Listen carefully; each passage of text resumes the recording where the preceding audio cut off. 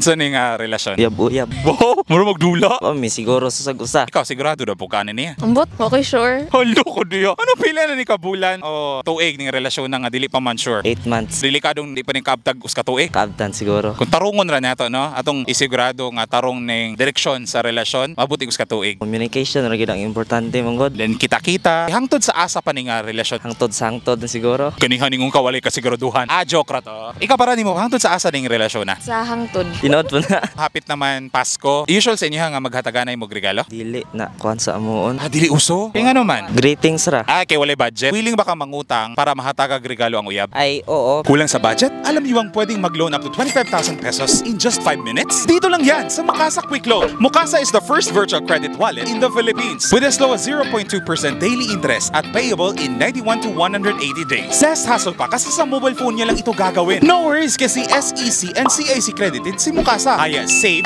legit, pang regalo sa jowa, i-Mukasa Quick Loan mo na yan. Download Mukasa app today.